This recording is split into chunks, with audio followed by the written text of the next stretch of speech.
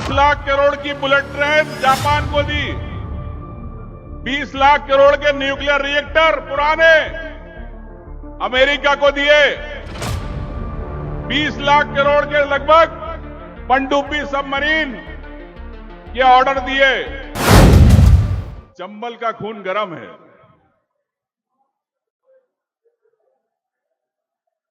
और ये गर्मी जो चंबल वालों में है, वो 36 इंच के सीने वाले में गर्मी नहीं है, जो आप में गर्मी है।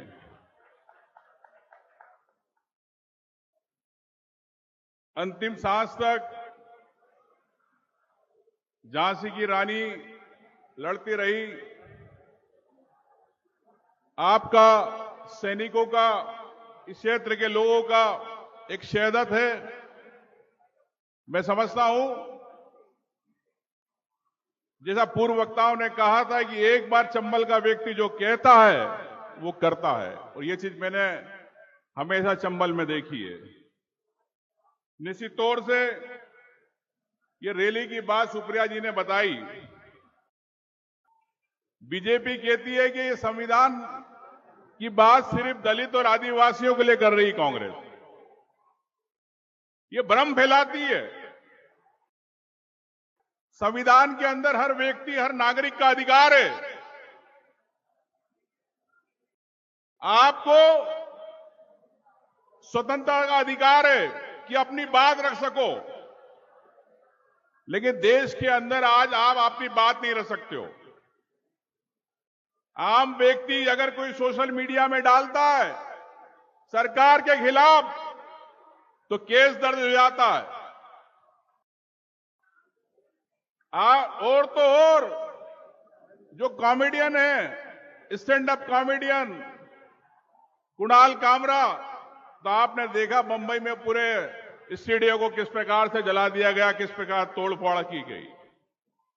तो यह आपका अधिकार है, इस संविधान में हर नागरिक का अधिकार है। मैं संविधान रैली को जन अधिकार और नागरिक रैली कहना ज्यादा पसंद करता हूं, क्योंकि जो आपको अधिकार मिले संविधान में कि आपको रहने का अधिकार, युवाओं को नौकरी का अधिकार, संविधान कहता है कि सरकार जो बने वो देश के युवाओं के लिए नौकरी की व्यवस्थाएं करे। सरकार जो संविधान के तहत बनती है उसकी जवाबदारी कि हर नागरिक को महंगाई से बचाए। यही सुषमा स्वराज, यही राजनाथ सिंह, जब कांग्रेस की सरकार थी, मनमोहन सिंह सरकार, तो गैस के सिलेंडर लेके बैठ जाते थे कि 400 रुपए का सिलेंडर बहुत महंगा हो गया। आज कितने का सिलेंडर है? बहनों से पूछना चाहता हूं, कितने का सिलेंडर है? 1100। वो 1100 का सिलेंडर हो गया। डीजल पेट्रोल के भाव बढ़ गए। पाकिस्तान, श्रीलंका, बांग्लादेश, भूटान, इन देशों में जब डीजल पेट्रोल सस्ता है, लेकिन देश के अंदर क्यों है महंगा? और क्यों इसलिए महंगा है कि आपकी जेब से पैसा निकाला जाए, आम व्यक्ति की जेब से पेट्रोल डीजल से पैसा निकाला जाए। और पैसा कहां जा रहा है? उन विदेशी कंपनियों को पैसा जा रहा है जो मोदी को चाहते, जो मोदी के लिए काम किया। उन विदेशी कंपनियों से जो पैसा इनको चुनाव में आया। जब 2014 में मोदी जी बने थे प्रधानमंत्री, 4 फाइलें साइन करी थी उन्होंने।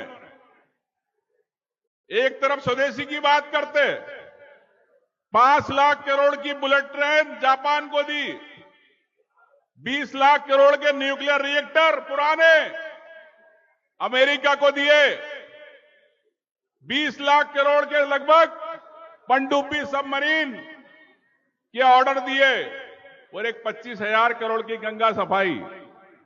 तो ये बाहर जब आपकी जेब से पैसा जाएगा, जब उन विदेशी कंपनियों को मिलेगा।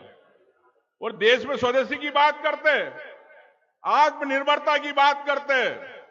पूरे देश के अंदर इन्होंने कहा कि हमने युवाओं के लिए स्टार्टअप खोले, हर युवाओं को 5 लाख से लेकर 2 करोड़ तक के पैसे दिए जा रहे हैं। आज 70 से 80% पूरे देश के अंदर युवाओं के स्टार्टअप बंद हो गए। क्यों बंद हो गए? आप क्यों नहीं उन युवाओं को मौका देना चाहते हो? देश के अंदर, सेना के अंदर 1.25 लाख से भी ज्यादा पद खाली पड़े, लेकिन आप सेना में भर्ती नहीं कराना चाहते हो। क्यों नहीं चाहते हो? क्या कारण है? पैसा आप खर्च कर रहे हो, अपनी ब्रांडिंग पे खर्च करते हो, लेकिन अगर गरीब व्यक्ति अगर नौकरी की बात करता, सेना के भर्ती में जब लाइन पे लगता, उसकी दर्द की बात नहीं होती, उसके आंसू उसके परिवार कैसा चलाता उसकी बात नहीं होती। बात होती उस व्यापारिक घराने की कि उनको कैसे 25,000 करोड़ रुपए दिए जाए, कैसे 50,000 करोड़ रुपए दिए जाए, लेकिन आप गरीब परिवार के लिए, उस सैनिक के परिवार के लिए, उसके लिए बात नहीं होती। तो ये कैसी देशभक्ति? हिंदुस्तान के अंदर ये हमें बात बताते, राष्ट्रभक्ति की बात करते। सुप्रिया जी ने कहा कि संघ 53 साल के बाद नागपुर में झंडा लगाया देश का मुख्यालय पे, तो 53 साल आपने क्यों नहीं लगाया? क्या आपका देश नहीं है? मैं संघ के लोगों से पूछना चाहता हूं, क्या आपने 53 साल क्यों देर करी इस देश के झंडे को लगाने के लिए? मैं समझता हूं कि भारतीय जनता पार्टी एक नाजीवादी पार्टी है। ये कभी नमस्कार नहीं करते, ये हमेशा ऐसी बात करेंगे, ऐसी सलूट करेंगे। और ये सलूट जो हिटलर और नाजीवादी करते थे, वही चीज आज अपने देश में सिखाई जाती है। संसद की बात करी, विधानसभा की बात करी, सिर्फ वो कानून पास कराने के लिए संसद और विधानसभाएं देश में चल रही है।